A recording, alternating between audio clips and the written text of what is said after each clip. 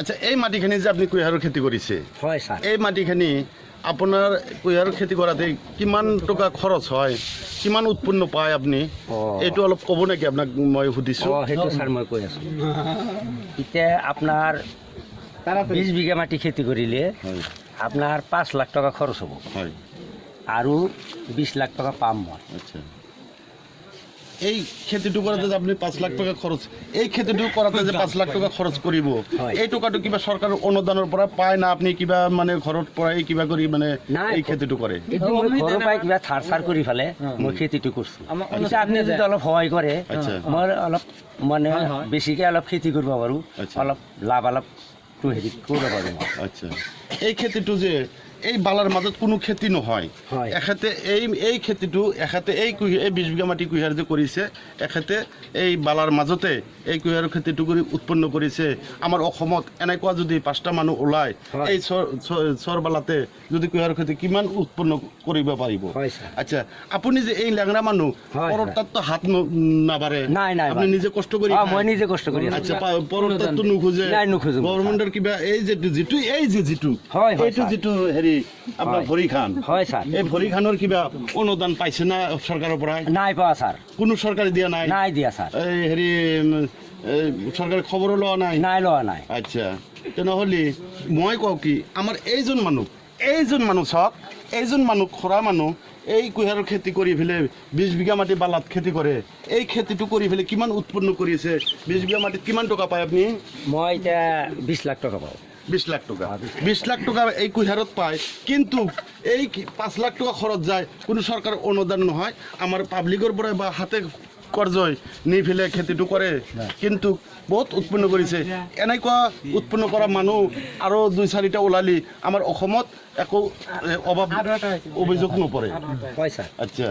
তাৰপিছত আপুনি এইটো বিষয়ে কি কয় মই এই বিষয়টো কিন্তু বঢ়িয়া কথা কৈছে আপুনি যিটো কৈছে ইয়াতে আৰু কেইটামান কাষ্টমাৰ হ'লে বৰ উন্নতি হ'ব আমাৰ জেগাখিনি বালা মাটিৰ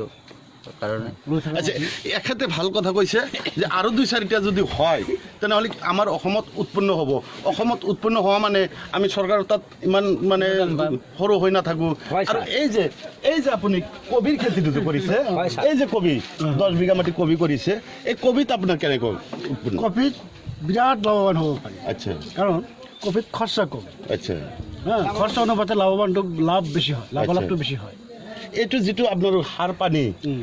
হেৰি দি আছে এইটো চৰকাৰৰ কিবা হেৰি পায় না